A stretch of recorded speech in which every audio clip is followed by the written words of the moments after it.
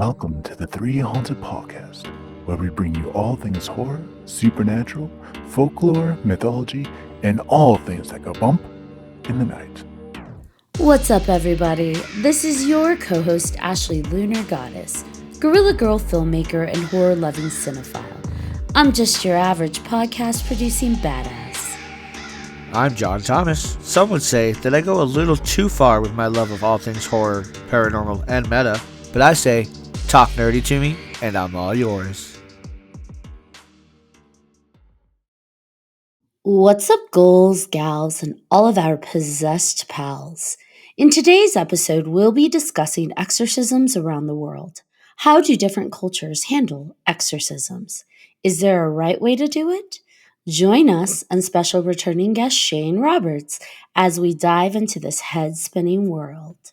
But first, a word from our network sponsor.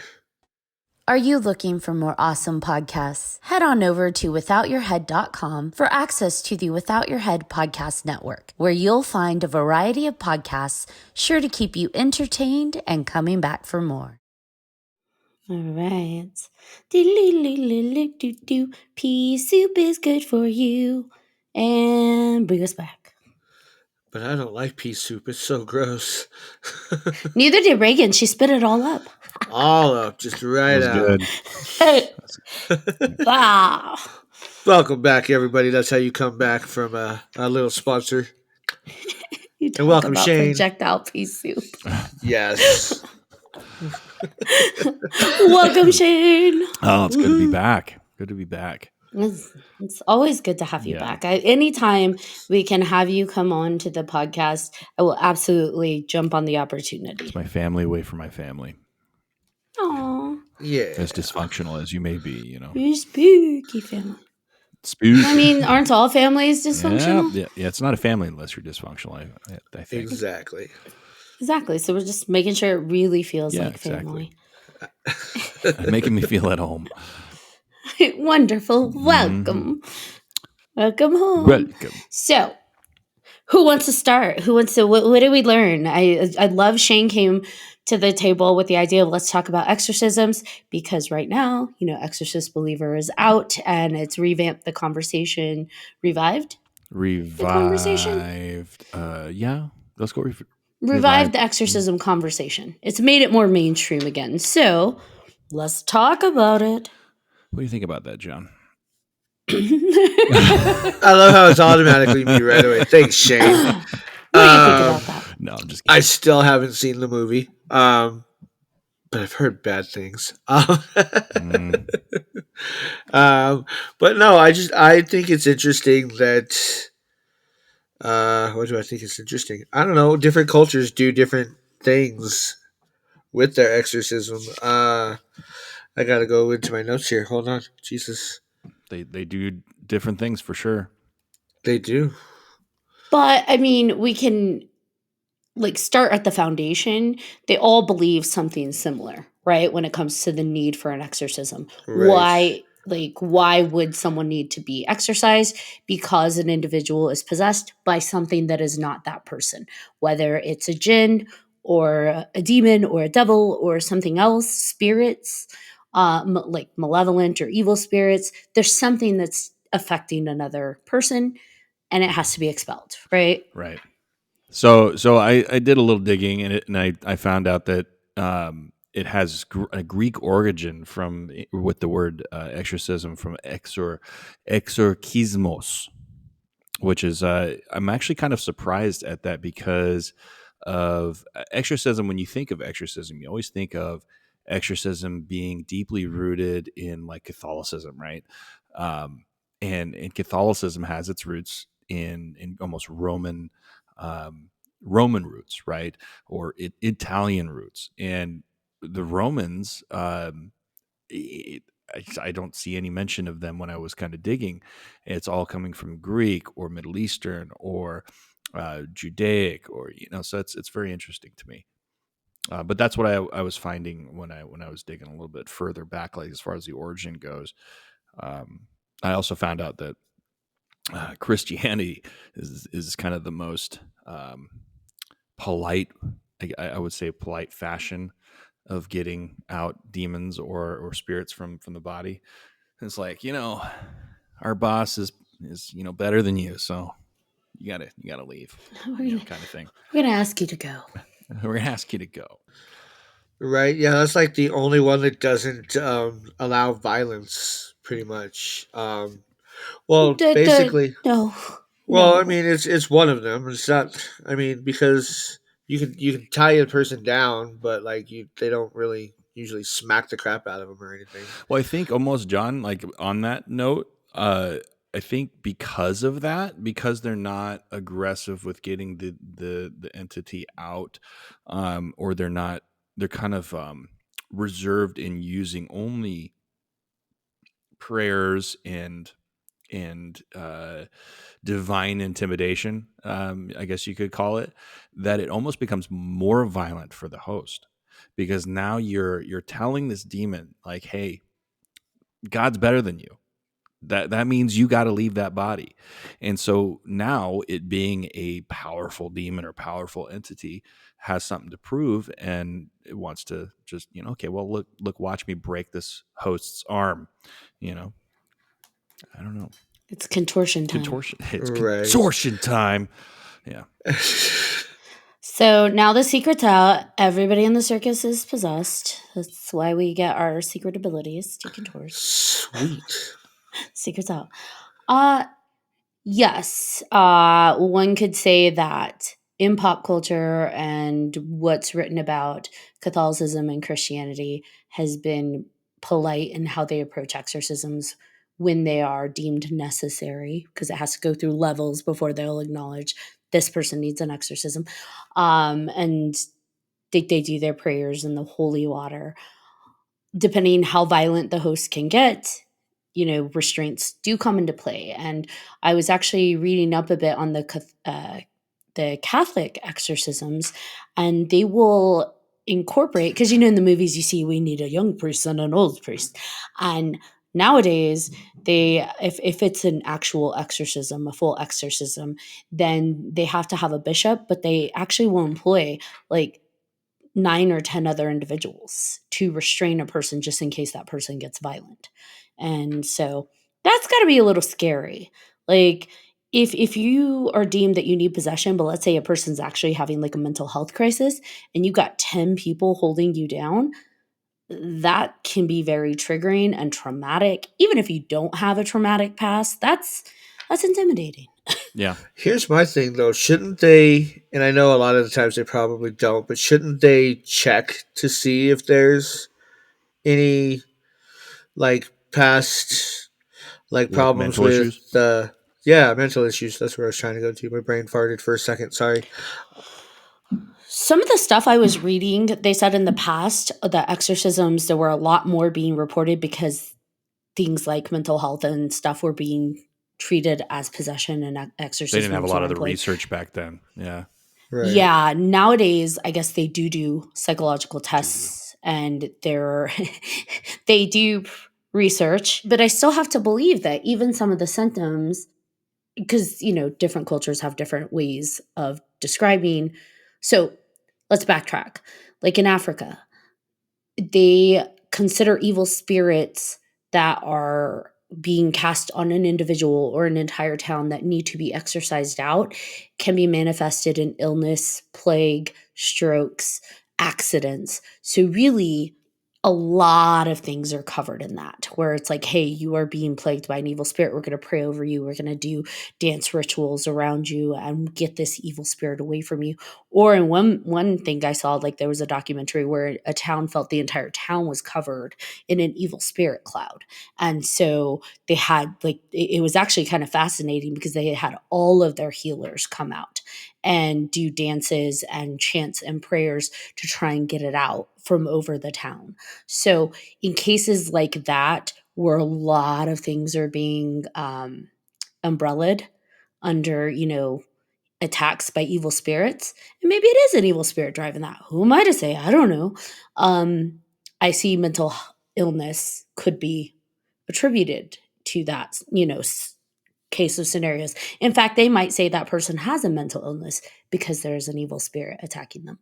In the Catholic Church, because they tend to be kind of more known for exorcisms and like official exorcisms and having full like books written for it on how to do it, and it's just a more elaborate world. Yes, they do tend to do a lot more, so they say, psychological research on an individual before saying they're possessed, they need an exorcism. Yeah, typically nowadays they're kind of they're really strict when it comes to giving permission for an exorcism now. If a priest were to ask for an exorcism, the archdiocese will basically say no. uh we need sufficient proof, straight up. Like, and even with sufficient proof, it's still a very if, because it looks bad upon the Catholic Church generally when an exorcism is performed, especially if the person is harmed during the process. And there's just so much research when it comes to um, mental issues or mental instability. And there's actually a condition called uh, I forget it, or demonia or something like that, where you think that you have monomania, I think it's called, um, where you think you are possessed. You believe, like, factually, that you are possessed, and so you act like you are possessed. And so, how do you, as a exorcist, um, a priest, how do you determine, okay, is this mental issues or is this truly in fact? And I think they have to really look for stuff like, hey, is the furniture levitating? Is blood dripping down from the walls? Then at that point they can channel it up. What do you think about that, John? I don't know. Makes us glad we're not possessed. Right? Yeah, absolutely. You can possess a demon. So it's interesting. The Catholic Church, they consider true possession, you have to have several symptoms, some of which include prolonged superhuman strength, which that can be described by adrenaline and stuff, speaking a language the person has never learned, and knowing things they couldn't possibly know. So when they come to a possessed person, or a person claiming they're possessed, or family claiming their loved one is possessed, they look for those attributes. I'm sure there are other things, like Shane said, blood coming down from the walls and things levitating, but within the individual, they look for those things. And the priests that have, done interviews say that true possession accounts for fewer than 2% of the cases they're presented with. So what the people say, hey, I think they're possessed, or this person's behaving this way, it's actually a small amount of what they would say, yes, that is a possession case, which is interesting because 2% is still scary. Like any percent is still pretty scary. Yeah, yeah, for sure. um, Especially when, like, everything we've read up on exorcisms and kind of what is entailed. Like, even if it's say there is a priest on site, it's like there's a 50-50 chance that that person's going to survive the ordeal of being exorcised, which is crazy. Like, imagine that being your child. I don't know. It's nuts. But it's like I think it's still really, really fascinating, though, some of the things that you read. I was kind of going through the historical accounts of, like, some of the people that were, like, most notoriable exorcisms. And one kind of came across my way where I was like, wow, that's really crazy. And it was in 1619. And her Oh, her wow. name was Mademoiselle Elizabeth de Ranfeng, Ranfaing. She became a widow in 1617 and was later sought in marriage by a physician. Um, so the physician was afterwards burned under judicial sentence for being a practicing magician. After being rejected, he gave her potions to make her love him, which occasionally or occasioned strange developments in her health. Proceeded to continuously give her some other forms of medicament. So she started experiencing these weird behaviors, and then it led to, ultimately, they decided to do an exorcism on her. And they began to exorcise her in September of 1619. So during the exorcisms, what's cool, so the demon that possessed her, it made detailed and fluid responses in varying languages. So she was speaking French, Greek, Latin, Hebrew, Italian, And here's the awesome part: she was able to recite the various individuals who examined her their thoughts and sins. So you don't hear that a lot in exorcisms, Knowing things that you're not supposed to know. or speaking languages Sounds like that you don't know. she was Yep. just checking off all the Mm-hmm. boxes. Mm-hmm. Did she ever exhibit superhuman strength? So yeah, so she was further reported to describe in detail, with the use of various languages, the rites and secrets of the church to experts in the languages she spoke. She was even a mention of how the demon interrupted an exorcist. So there wasn't even a mention of how the demon interrupted an exorcist who, after making a mistake in his recital of an exorcism rite in Latin, corrected his speech and mocked him. So this That's demon's a awesome. straight up Sorry. pimp. Okay. That is. Yeah, It's like, yeah, you got that wrong, homie. yeah, Here you go. Try Right. again. Like, yeah, not gonna work, bitch. Haha. yeah. Like, go and try it again. Take some notes. You need me to lead this? Um, Can you interesting. Did they say imagine? whatever happened to her? I actually want to do some more research on this lady because let's see, I can quickly look while you kind of You go know, into. they just murdered her and covered it I'm up. sure they probably burned her. Yeah, like, Well, She was a oh, witch. yeah, she didn't. this She one's didn't live. lush. Sorry. Yeah. Oh, Yeah. yeah, I figured. Yeah. You know, what's interesting is that the Protestant church has a strong belief on exorcisms as well and does like a high amount of exorcisms. It was, what was I reading in the timeline? The 1900s, the Pentecostal movement emerged in America amongst the evangelical Pentecostals. And Martin Luther introduced an expansion on their writings about, or I'm sorry, that was not the 1900s. Martin Luther in the 1500s expanded the Protestant baptism rites to include infant exorcism. So, along with the infant baptisms, he included passages to basically exorcise any evil that might be associated with the baby as they are, an infant. And that would stay with them supposedly throughout their lifetime. So the baby would reject devil, sin, and evil as they grew up. But they had to go through that initial exorcism, which that was pretty like radical Mm-hmm. at that time to be doing Yeah. that. But then it emerged again in the 1900s with the Pentecostal Of movement. course, we It's need Pentecostals. the speaking in tongues. So yeah, it apparently revived itself, and the idea of receiving supernatural gifts from the Holy Spirit caused the movement to attract new members, but also caused people to be like, well, are they possessed by the Holy Spirit or by something else? So Yeah, I went to a Pentecostal church, and it's wild. I have to believe that. God, I don't even want to say that because that sounds like I'm making a generalization, which I probably am. But in the US, there have been a lot of deaths of children that were claimed to be gone through exorcisms that were of the Pentecostal Hmm. faith. And I know we were talking about violent Mm. exorcisms.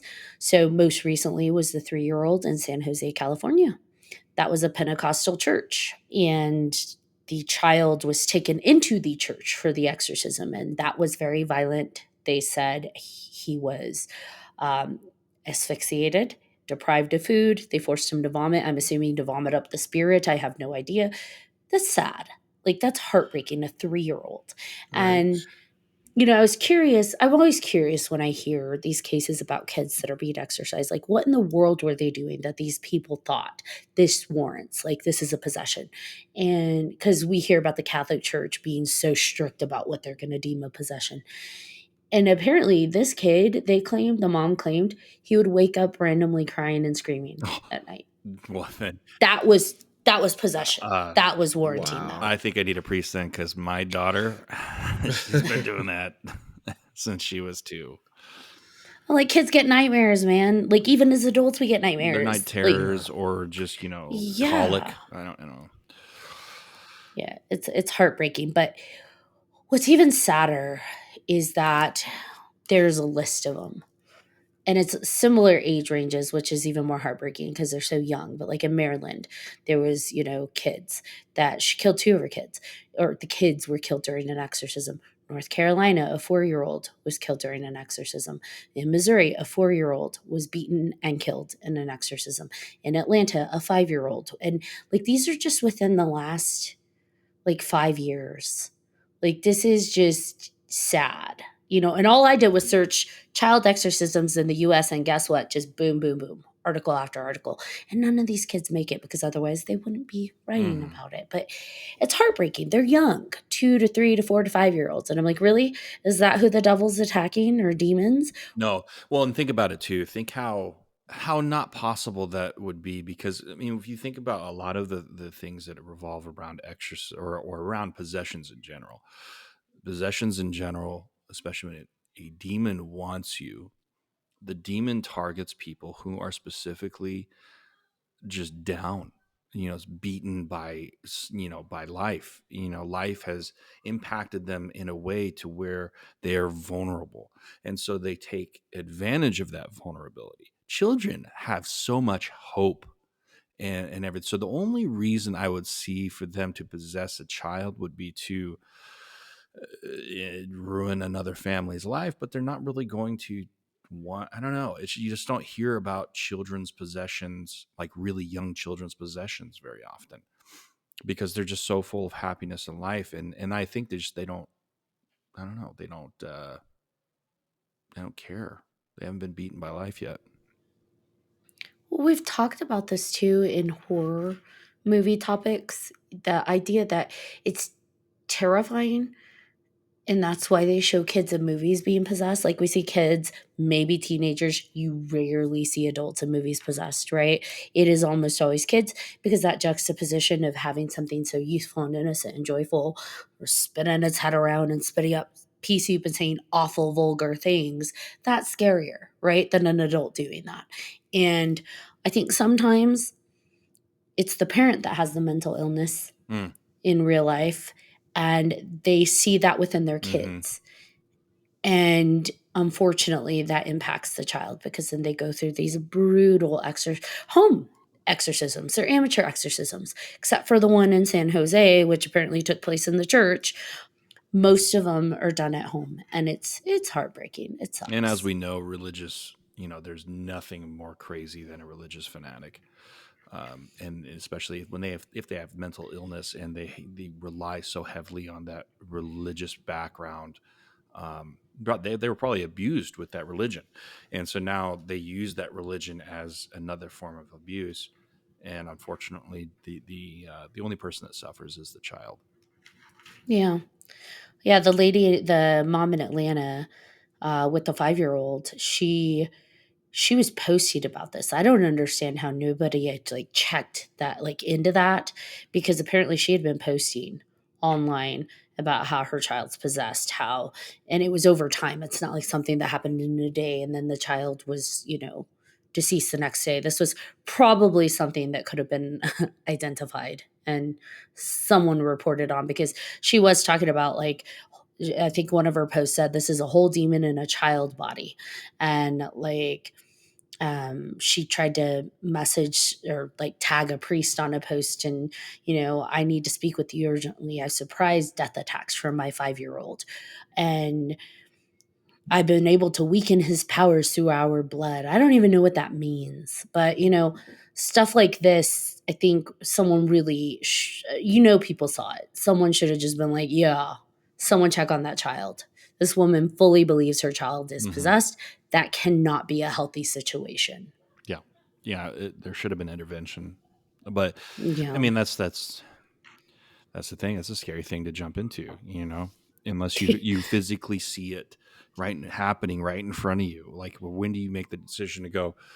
You know, I think she's crazy. I think we should take her I child think we away from need her. to remove that Yeah, child.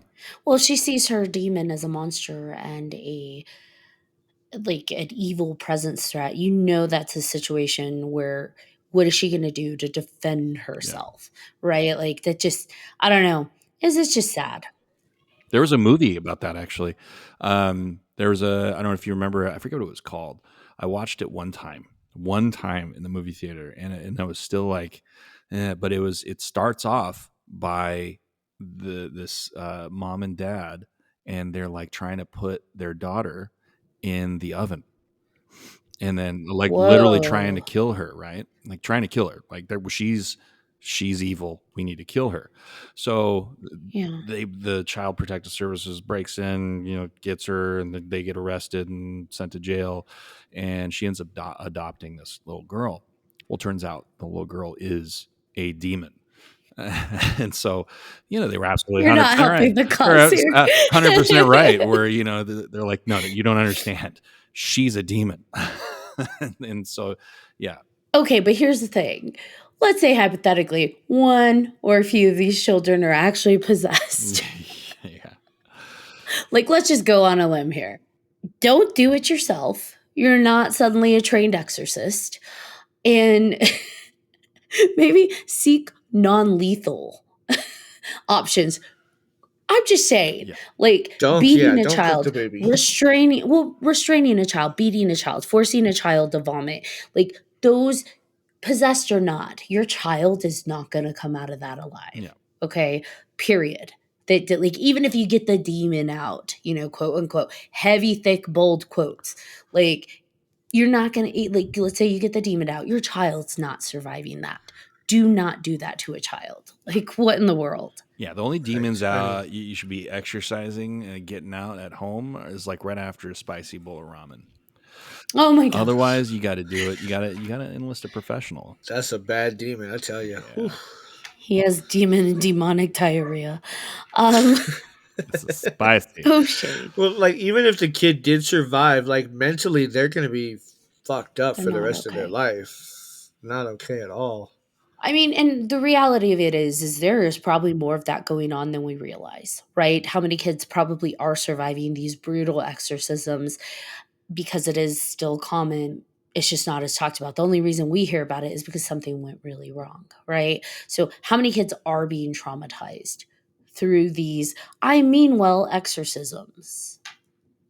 Yeah, I don't know. I don't know. It's tough because like if you're, it's like I'm religious. I'm not really religious as much. I believe in a lot of different things, and You're it's. spiritual? I'm not going to say that on air.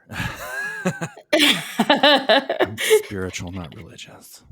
Um, spiritual. no, it's just I've always ever since uh, ever since my pastor in the Baptist church that we went to when I was a kid, he got accused of the sexual stuff by one of the girls there, and so he left. And everyone adored this man. And so he left and it kind of split the church up. And then my mom kind of made the decision like, hey, you know what? We're gonna look at other stuff. We started looking at other stuff and we found these churches that were basically they kind of built their whole ideology off of what I kind of was thinking about even as a teenager was like, what if everything's connected? Right? What if there's just every single belief system is all intertwined and all connected, but just, asshole humans decided they wanted to be separate and they wanted to develop their own thing and their own spin. It's like Samsung and Apple. It's the same shit. They just got a different operating system.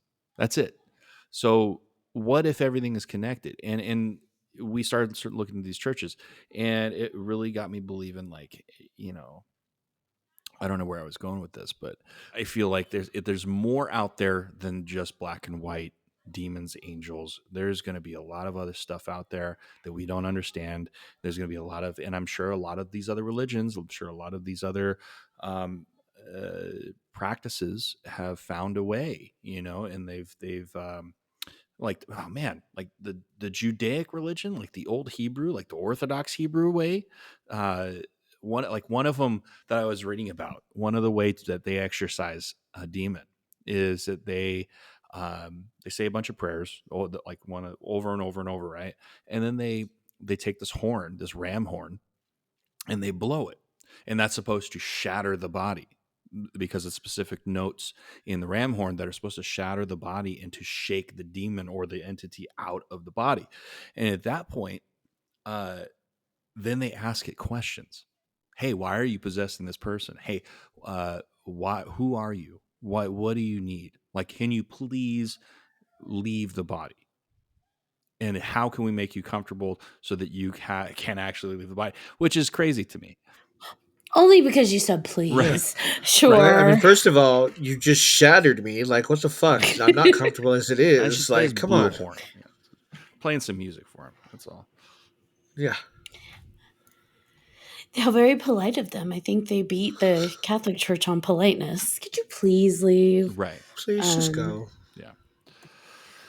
Yeah. so I feel like that what you're saying about the connection to the unified and, you know, everybody kind of split into their own beliefs is just like we kind of Tower of Babeled ourselves. Kind And of.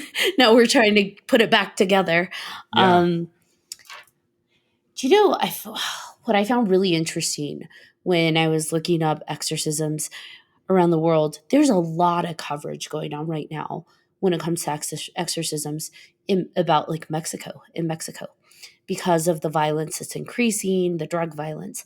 But it's not just drug related violence. So apparently, the violence is becoming very ritualistic. There's a lot of human sacrifice, there's a lot of dismembered, tortured bodies that is very more on a ritual sacrifice level versus drug violence that was typically seen.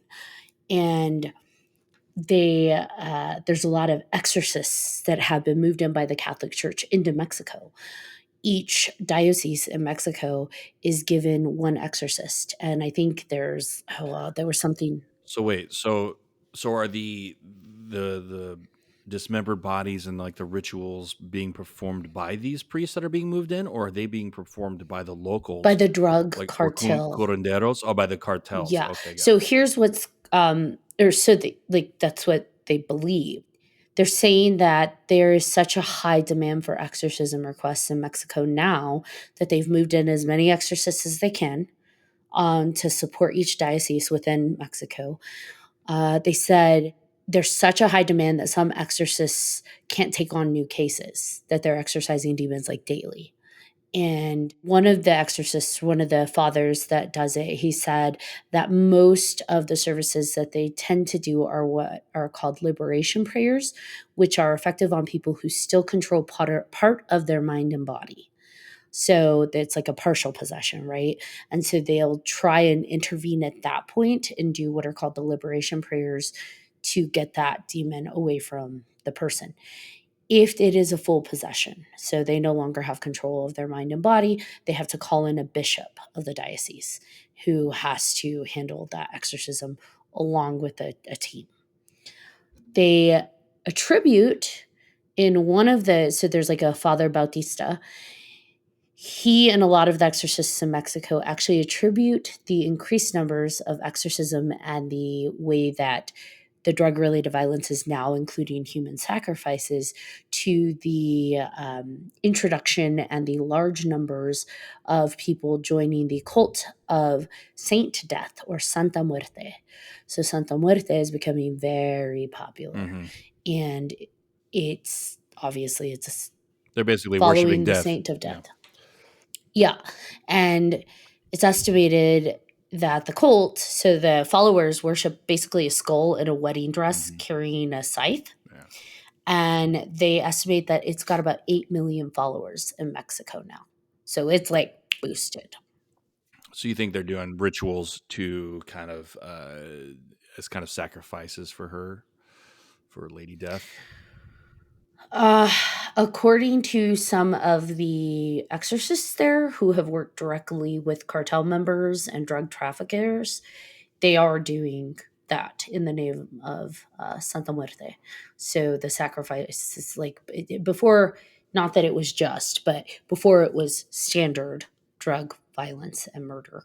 Now there is an occult kind of aspect to Mm. it where they're seeing tortured, dismembered human sacrifice type scenarios.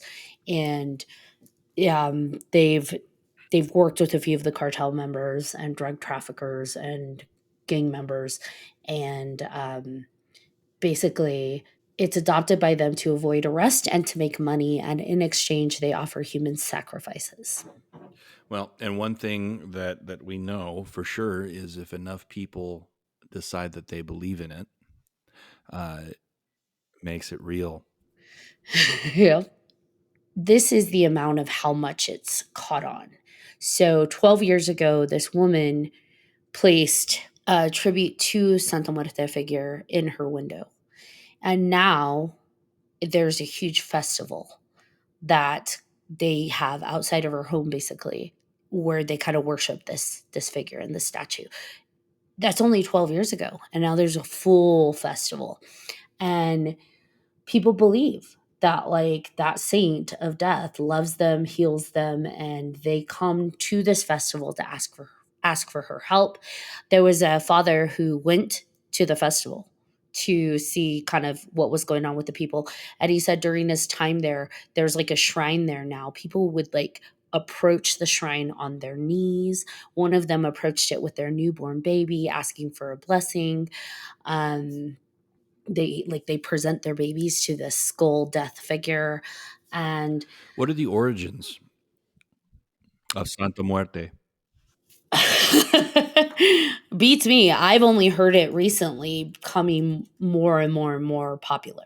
I'm sure maybe it's been around longer than that, right? To have like at least 8 million followers in Mexico alone. Because it's here too. It's in the Yeah, US for too. I've sure. seen people reference it, but it's fairly new. If you look it up, it says the following of Santa Muerte began in Mexico in the mid 20th century and was clandestine? I can never say that right. Tomato, tomato. It was pretty private until the 1990s, but now it's like, I'm loud and I'm proud. Hmm. Mexican neo-paganism. That's interesting. So if you include Central America, the US, and Canada, it has about 20 million followers. Mictecaciguatl, meaning Lady of the Dead. Aztec mythology is a death deity and consort of Mictlantecuhtli, god of the dead and ruler of Mictlan. So, I mean, that might be the origin of it. I don't think it would come from Spain, but I'm just thinking, like, there's got to be something going on. There's got to be something driving these people, and they got them wrapped up, right? It's got it wrapped up. So there might be this ancient deity or ancient demon or presence that's influencing these areas. So it sounds like it began in the Aztec Empire, but when the Spanish came over with their Catholicism influence, they kind of stamped it down, but it was still able to survive to an extent. And now it's like, it's a rejection. It's a rejection of the Catholic Church. And, you know, at least in the Latin history of things, there is a big movement over the past, like, oh God, I want to say 3 decades now, to go back to the Aztec roots. We see that movement within the US, and the Chicano Holy shit, movement is very much trying to go back. we could do an entire podcast on this topic alone. Yeah, and we probably Yeah. will spread over into it because, like, with Cool. that movement, I'm willing to bet this came up with it. Yeah. Yeah, that's scary. But this is not equal to Day of the Dead. I know a lot of No. people would make that association. That is not the same Yeah, Day of the Dead is thing. more of like an honorarium to, to those that have passed and to the Yeah, ancestors. it's a It's a reverence. reverence, exactly.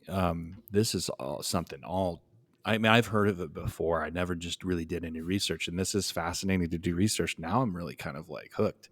I'm kind of hooked. We're gonna have to do a podcast episode I'm on kind this. of hooked. Yeah. And so the reason I brought that up is because the priests in the Catholic Church do believe this has a lot to do with the desanctification of Mexico and desecration.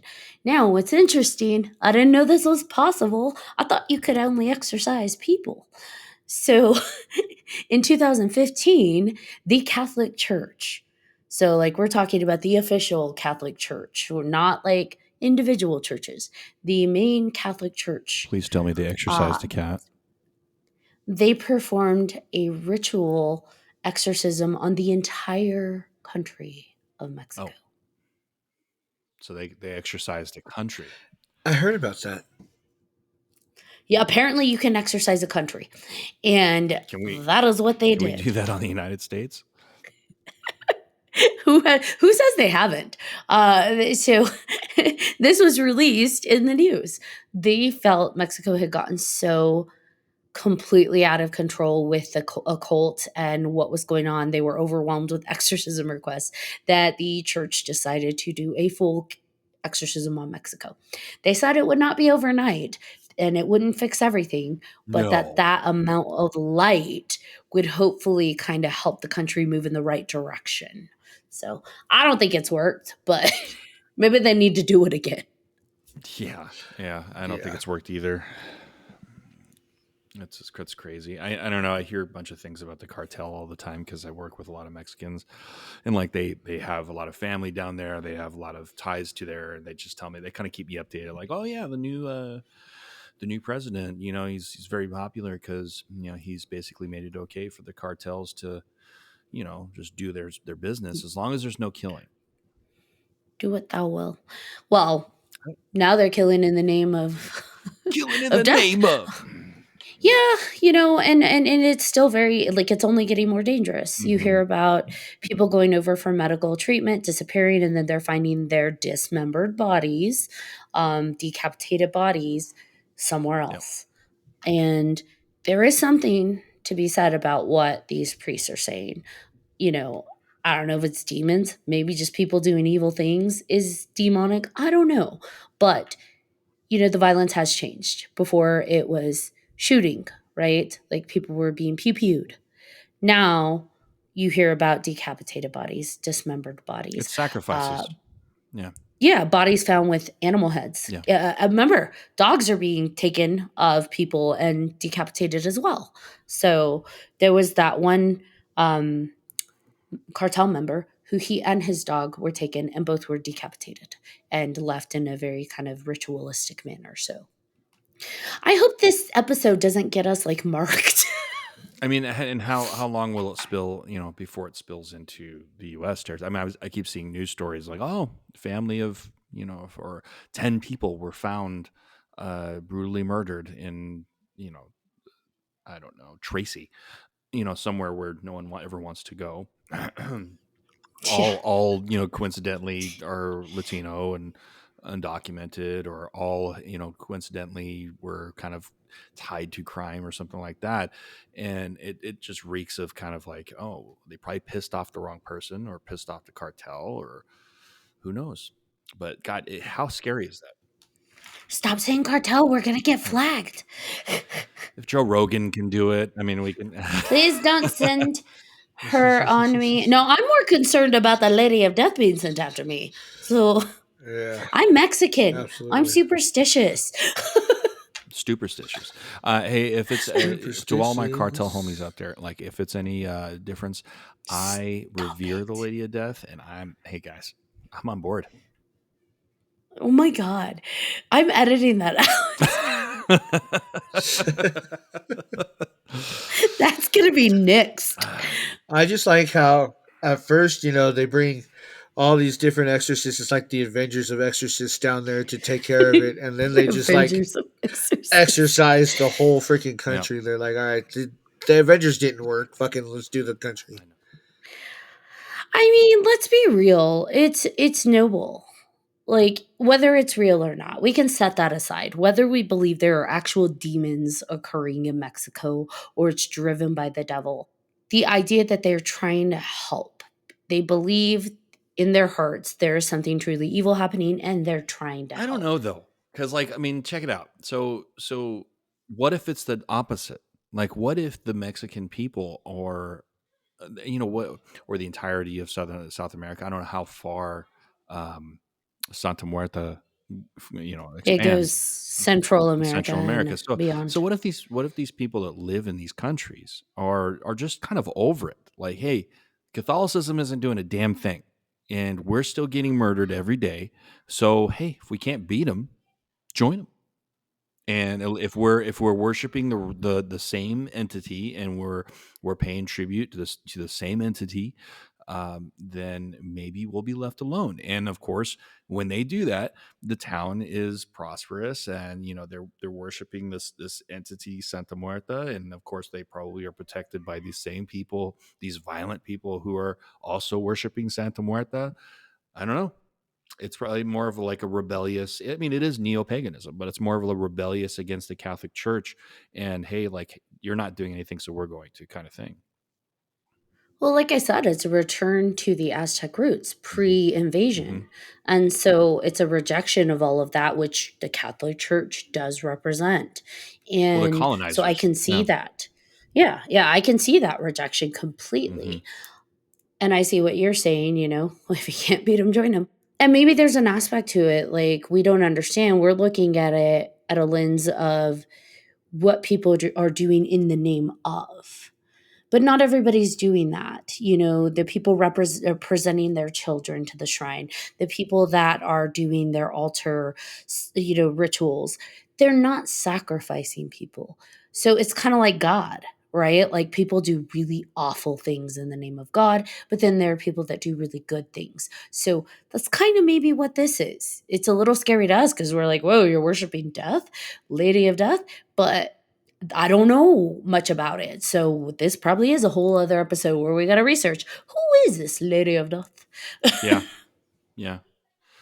I mean, honestly, if it goes back all the way to Aztec roots, I mean, it's been here a while, and to influence this many people, even today, we definitely have to do some digging. Yeah, I don't know. I definitely would love to pursue that topic more because I think there's so much we could bite into. So, speaking of Hispanic cultures, let's talk about the curandera because curanderas also do types of exorcisms. Yes. Well, they're medicine men, or is there a female curandera? Curanderas were traditionally women. Really? That's something I didn't Yes. know. Yeah, curanderas were traditionally That's women. hot. Over time, they they started including men. Look, progressive us, but actually, they were traditionally women. Interesting. Yeah, I remember that from the other podcast way back in what, season 1 or 2? Sheesh. yeah, and it goes once again back to the Aztecs. So it was a practice that went back to the Aztecs. Medicine women, curanderas. They used herbs. They used different. It's natural healing, and the one common thing that still carries through to present day curanderas is the Hmm. eggs that are used in rituals. And it's used anything from dispelling possession to getting rid of the ojo, which is the evil eye, and susto, which is just basically you're stuck in a scared state. And that can draw in negative energy, which draws in bad entities. So getting rid of that. Um, Yeah, I feel like they represented the curandero rather well. I like the practices in La Llorona. you better watch how many times you say that name. Yeah, that's gonna. Yeah, I'm done. That movie was horrible. You said I'm done. Yeah, I've always been curious about because I grew up with that kind of world, and I've always been curious how the egg is the thing. Like, what about the egg? Because they do it, and the traditions carried on, but they don't ever say why. Why the egg? Um, Basically, it's a whole ritual, but the general idea, and please know there's more to it than this. I'm just kind of watering it down for sake of time. But you roll the egg on the person. You crack the egg into a cup or a glass, and some curanderas are trained to read the egg in the cup, and they can tell you if there's something attached to you, if there's something wrong. They can. It's like tea leaf reading, kind of, right? Like if there's something going on with you. Some don't read it, but they tell you to place that underneath your bed for at least 24 hours, I believe, a few days, and that basically soaks in when you sleep. It soaks in the negative that's attached to you, whether it's a spirit, whether it's ojo, whether it's susto. Like it soaks it into the glass, and the glass will change color, or like the egg yolk will change color, and the stuff in the glass will change over the days as it absorbs the negative. Once you're done, you take it to your toilet and you flush it away, and then you should be good. There are a lot of people that swear by that, like that It's not fixes the only things. culture that does it. I've Yeah. seen that happen before. Actually, I've seen that performed. I think when I was younger. Are you sure he wasn't making an omelet? No, no. So my aunt married this guy from Mexico, and his mom was like, my aunt swears she was a witch, and put a curse on her and stuff. But like I've seen that lady do stuff like this all the time when we were younger. So that's trippy that you even brought that up. So she was just a curandera, Now be very careful you don't call a curandera a witch, right? because there are curanderas, which are healers, and then there are brujas, which are witches. Yeah, And So the which is I bruja probably is think a that's what witch. she was. But yeah, yeah, the Okay. brujas are the witches. yeah. And yeah, so curanderas will use natural healing to help people get rid of things.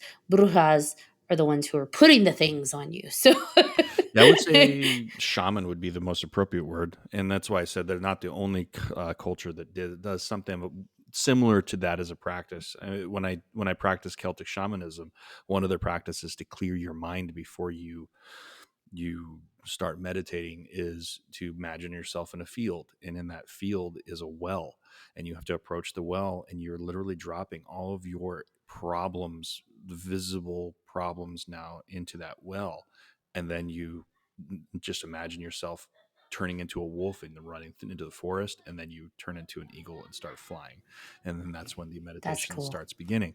But you feel so at ease, and I actually walked my mom through this a couple times, when I used to practice it, and I remember her feeling really at ease and really like, I was like, okay, wow, that's good. But yeah, it's not the only religious practice. I think the just the art of shamanism in general, they all have very similar ways to cleanse you, with different symbols, and it might be the power of suggestion. It might be the fact that you think that your problems are going, or that your bad energy is going into that egg, and then with it you're flushing it down. So then your bad energy is going flushing down the toilet, so it's gone. So now you're at ease. Maybe. I mean, but perception is reality. So Correct. let's say you do have negative energy attached to you, whether it's stuff you are drawing in or something that someone put on you. Let's say someone put a curse on you, they put a hole on you, and you have that attached to you. Our energy can typically be strong enough to cut those ties, but sometimes we need that help, right? So maybe, like you said, that visualization, that visualize you're cutting that and it's being soaked in by the yolk, you may inadvertently be healing yourself from that just because your energy is in effect shedding it and cutting it off itself, because our energy is pretty damn strong. So Yeah. you're basically cutting Yeah. cords, but with the help of a curandera. With a guide. Yeah. With a, I think, Yes, with the yeah, with a guide. lot of that stuff, you need a spiritual guide to walk you through it. Now, a lot of those rituals came from the Aztec, but with the influence of the Spanish, church, the Catholicism, obviously now curanderas include prayers and Catholic prayers, and there are things that have kind of, become a hybrid with that. And depending who you go to, where their emphasis is, you might find a curandera. They're hard to find, but guess what? With the rejection of the Catholic Church, what's happening? More curanderas are emerging and they're training, but without the influence of that. So it's more of the traditional practices, using herbal remedies, using visual remedies. So, for example, white candles represent enlightenment, spirituality, and health and protection, but then red candles are chosen to cleanse and cut negative energies. So, those may have a Catholic influence. I don't know if the Catholic Church uses color candles like that, but it is a lot more visual, right? It is a lot more visual now. So depending who you go to, they may include prayer that you recognize from Catholicism, or they may not. It may be more of like an herbal remedy, which to some people sounds like, you know, a cottage witch or, an herbal witch, but don't ever call them a witch. Yeah, I mean, honestly, it's out from an outside perspective. I think anyone would find it very hard to distinguish like the difference between those two. What's a shaman? Like, if you don't know what a shaman is, and you're coming into it like, well, they're a medicine man, or they're a witch, or they're a somebody who practices rituals that are not of my religion. And it's going to be hard to distinguish those. But you got to think, Yeah. these practices, people who've been performing shamanism or practicing shamanism, curanderos, uh, they've been doing it for hundreds and hundreds and hundreds of years, and it's being passed down, from legacy to legacy. It's just a tradition. It's in these people's bloods. And when I say these people, I mean the curanderos, the actual people who are practicing these things. They're a separate group in their own, because they've been practicing and keeping these old ways alive, which really, and that might be another reason why they um, resent the Catholic Church, is because Catholic Church has always been known for what? No, if it's not our way, it's the wrong way. We're, Stop it. We're gonna I don't know, put your head in a vice or something like that until you tell us that you love God. And they've always been that way of like, hey, this is it, or there's no other way. There is no, you can practice your own religion. This is the only religion. And people who have been practicing the same old ways for 1,000 years uh, will resent that. And then the colonizer mentality, it's like, hey, we don't want you here. Get out. Did you guys ever watch Red Panda? Yeah. Where she's got the red panda they have to exercise out of her, basically. And the idea that to create the circle, they have to sing. And it didn't matter what they sang, as long as they were singing, because it was positive vibrations. It was raising vibrations. And curanderas in the church, and like the Catholic Church, the Christian church, whatever church, in a lot of these exorcisms, prayer is what's used to get these spirits or these entities away from a person. And to me, it's a very similar concept.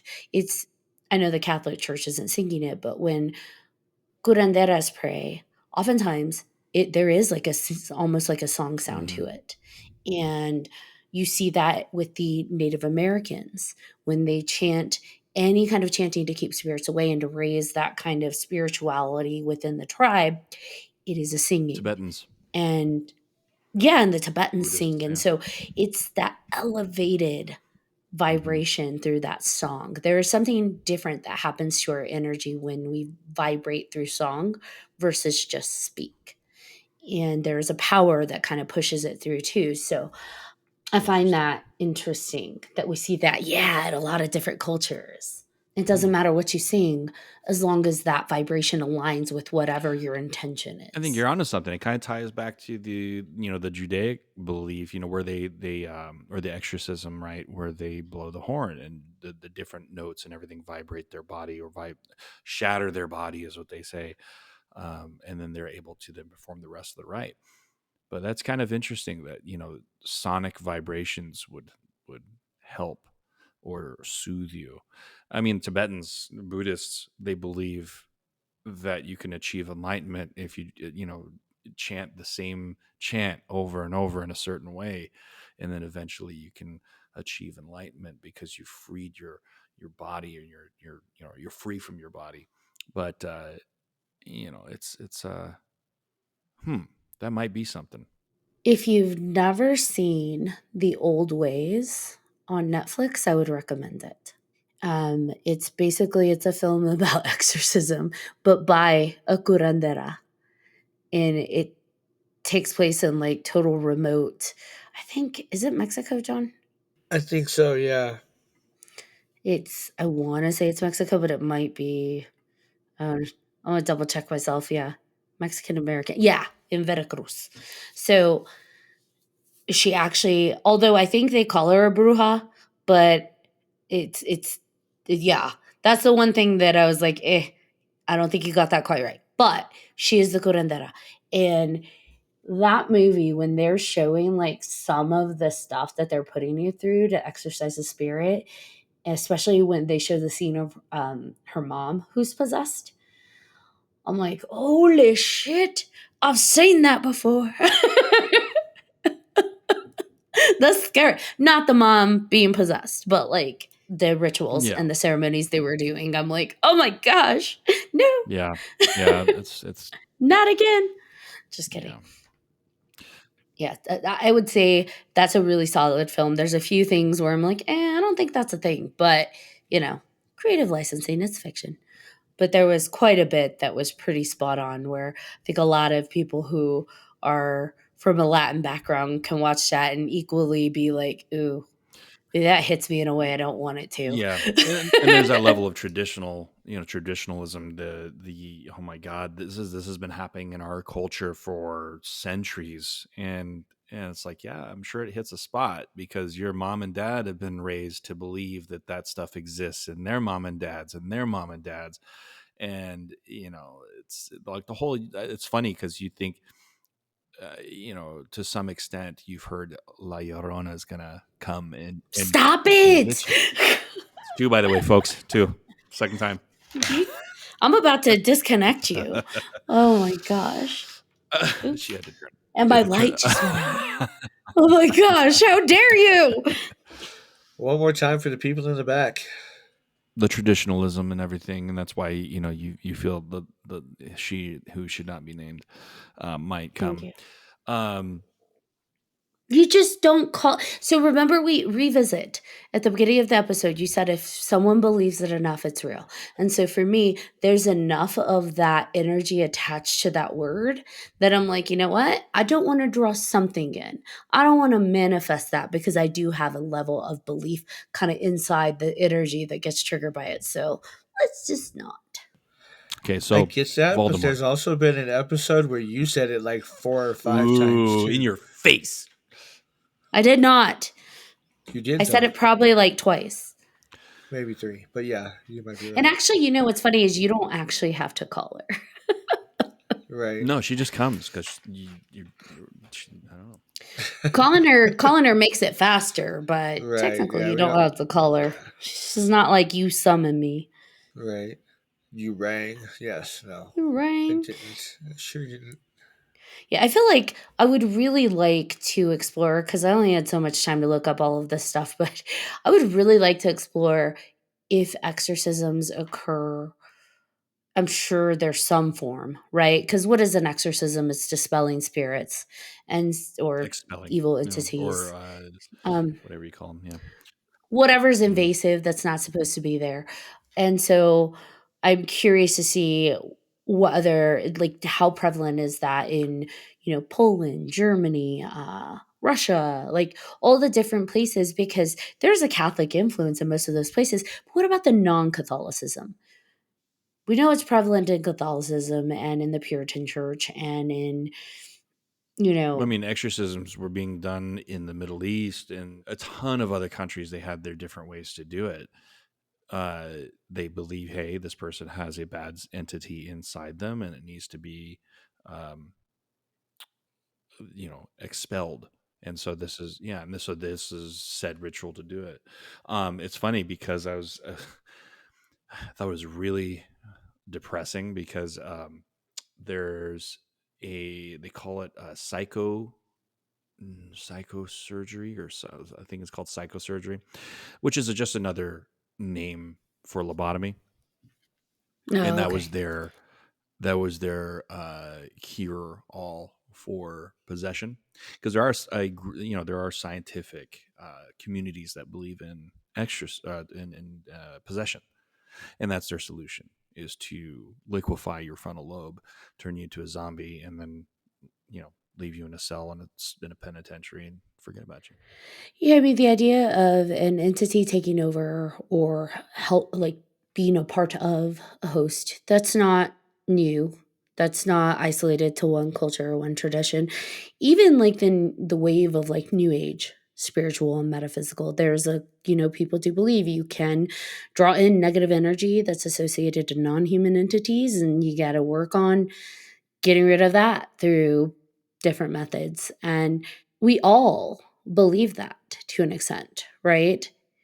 Even if you're an atheist and you don't believe in that, atheists believe in psychological, conditions where a person is taken over by something else within themselves.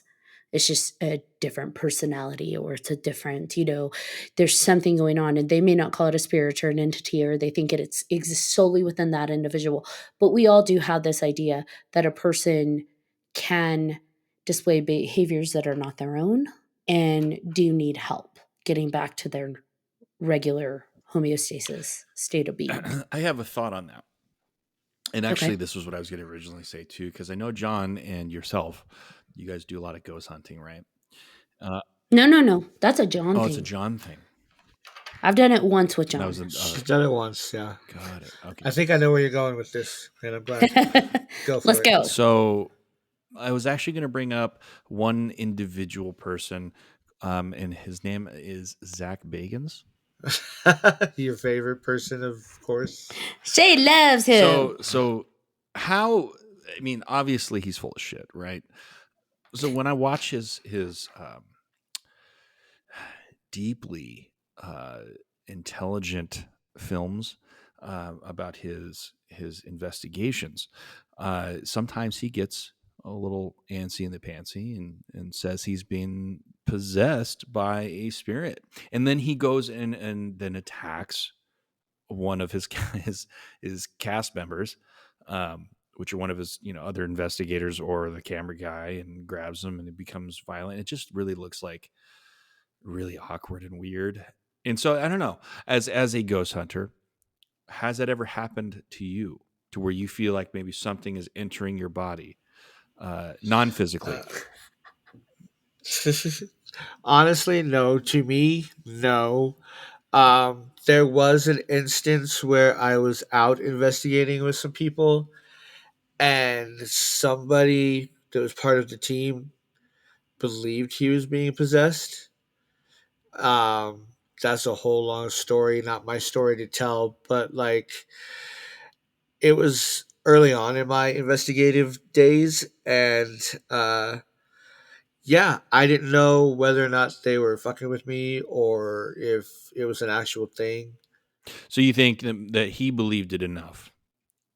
I believe that he believed it enough. Like there was coughing up of blood Oh, and everything else. Yeah, it was a whole thing. I Um, mean, you you had me a little skeptical until you said the coughing up of the blood. So unless he had, Yeah. the fucking consumption from the Wild West days, right. I got the consumption. I got the Yeah. consumption. Well, and it's funny too because I had thought maybe me just thinking every other thing. Maybe he had like a little blood pellet in his mouth or something and Mm. cracked So it you and were spit super it out. skeptical when you went in to I was at investigate. first, and then like later on, stuff kept happening, and I was like, all right, this could possibly be something. Interesting. So So he yeah, could it very well was. have been possessed, and he might still be Yeah. possessed. He might be dead. No, definitely not. Still, Okay. he did have a bunch of stuff happen to him for weeks afterwards. Um, we did the whole St. Michael's prayer and stuff, holy water stuff while we were there. So at one point, you started thinking that he was possessed at some point, or something was Yes, I going on mean with him. So you it was basically were just yeah. okay. And keep in mind, I had only known these people probably for about a couple months.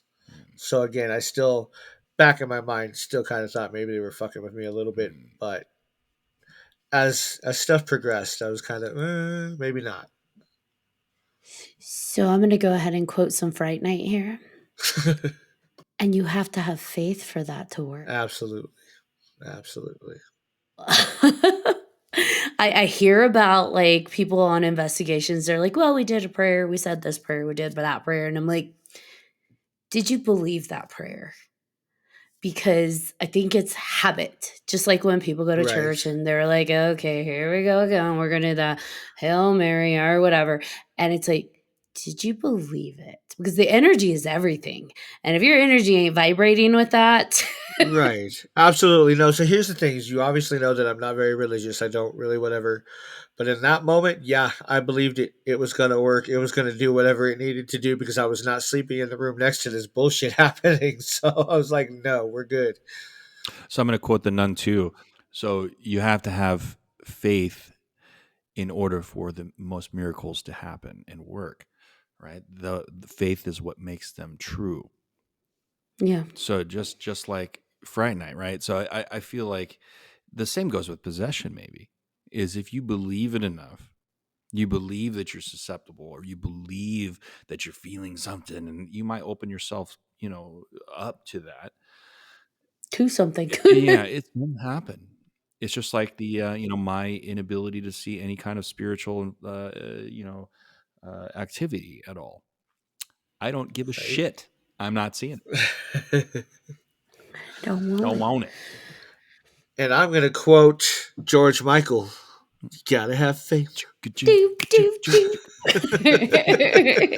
faith in faith in yourself, faith that it's Yeah, true and it's going to work, because just like the egg and just like the chanting and just like the Have to singing, believe. like if you put your energy into it and you believe, then you're going to manifest that shit right. God, can we one way or another. put that on a shirt? Manifest that shit. Manifest that shit. Yes, I want it Three on a haunted. shirt. Manifest that shit. Manifest that shit. There you go. That'll be cool. Copyright. Manifest that shit. I think people can be possessed by anything, including their own internal dark Mm-hmm. thoughts. And whether it be supernatural or psychological, I think people can also free themselves from that as long as they have faith. Do. Monomania. Monomania, the psychological belief that you are, in fact, possessed. So be careful what you open yourself up to. Always. Yes. Don't try that at home, Yep. kids. Don't summon demons. It's bad for you. Bad for people around you, too, Yes. Know what I always wondered? Why they didn't just have like pools, like big ass pools that they blessed and just throw these people in, like in Right. batches. Just exercise their asses in like batches. You are Exercise their healed. asses. Batches. This Exorcise, ass not is clear. exercise. Exorcise. This ass has been cleared. I'm spiritual, not religious. You're going to exercise your ass. In Shane's house. That happens in the bathroom. Exercise the demons. Exorcise the demons. Oh, Yeah. Jim. Jesus. I'm 42 years old, and exercising the demons doesn't get any easier the older you get. Oh my gosh. Well, just have faith. It will all turn out well. Just sing. Your wife will be like, "Why are you singing in the bathroom?" Gotta have faith. All right. Do we have any final thoughts before we wrap it up? Wrap it up. Wrap it up. I have declared this topic officially blessed. This podcast is clean. It is clear. All right. Same with saging, by the way. You can cleanse a home, but if all you do is light a sage and walk around, Your house will just I'm smell sorry, good. my friends. It's just not going to do it for you. You Nope. got to have faith that what you're doing is cleansing your house. So what's the author Jung, Jung? Carl? Well, Carl Jung, yeah, right. So obviously, Ariana's huge into BTS, and as am I. I'm a big fan too. They're it's good shit. But so we've been getting a little into their concept, because they have like K-pop world. They have they have concepts of like their music and stuff, and it's their albums, and all ties in with each other. And so we did, one of his fans did this research on all their concept, and there's so many hidden symbols all relating to Carl Jung and to a book that was written revolving around Abraxas, which is the demon, the Gnostic god Abraxas. But it all there's symbolism all within their videos, and it all, like, she does clips of all their videos, and they all are revolving around Carl Jung and his whole thought process. Like the mirror, there's scenes with when they're looking into a mirror, and because his belief was that when you're looking to a mirror, that is how you are getting in touch with your soul. And then when you finally get in touch with your soul, you are able to then transcend and go into the next, like into, you're able to like basically, what do you call it? When you have like an out of body experience, Astral project. astral project. And so looking at yourself, because now you're about as in touch with your soul as you would ever be, by looking at your own reflection into the mirror for a certain amount of time, then that would open up yourself to then be able to astral project, or to then like almost achieve enlightenment at that point. But this is a K-pop group. Granted that this is the biggest and most complex K-pop group, but their symbolism and stuff that behind all that was just kind of astounding. I was very impressed. Don't do that. Don't look in the mirror until you leave your body. I'm pretty sure something else is going to take over your body for you. Yeah, I've done that actually before. I learned all about this a long time ago, and And this is why you carry a and demon. I felt yeah. No, I'm gonna say I felt very strange, and when you look into your own eyes for a certain amount of time, you almost it feels like you're fading away, and then you kind of everything kind of starts fading out, and then you start moving, and then it's just I had to stop.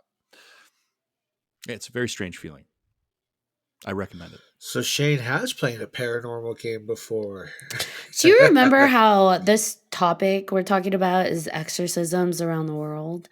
You too will have your very own exorcism if you Yeah. proceed to play So, that game. for all of you listening, Don't do it. look into the mirror as long as you can, but I want you to film it. So everyone has a camera on their phone. Everyone has Oh my god. everyone has access to a GoPro or something like that. Film it. Just film it Don't do and put it it. on YouTube. No. I want to see what happens. And 3Haunted podcast listeners would like to know how many of you get possessed. Oh my gosh. The host would like to know as well. And then we're going to continue that with an exorcism part 2, with an actual live exorcism, folks. And John is gone. John is gone. We've got He's John, like, but it's not he's John. like, nope, I'm up. All right, guys. Well, we had another wonderful episode. I love this topic, Shane. And now we have a second follow-up episode where we have to talk about Santa Muerte. So, yeah, boy. And we'll have BJ on that one as well because Sure. we I have thought you were to. talking about the live exorcism one. But yes, Santa Muerte. That too. Yeah, that too. But we'll get Really? BJ to play Yeah. the game. Not it. A live BJ with Yeah, exorcism. right? Like BJ. Like it. Yeah. There you go. All right, John Thomas. Bring us home. All right. Thank you, Shane, for coming on with another interesting, weird, fucking creepy ass topic. And thank you to all of our listeners for listening to this episode of 300 Podcast with your host. I'm John Thomas for now. I am always going to be Ashley Lunar Goddess. I ain't looking at no mirrors. If you have any questions, comments, concerns, because trust me, there are going to be a couple, please feel free to email us at 300podcast@gmail.com. And if you haven't done so already, again, you're slacking, guys. It's season 4. Please like, follow, and subscribe to all of our social media. You don't want to miss amazing fucking guests like Shane. We come for your daughter, Chuck. Until next time.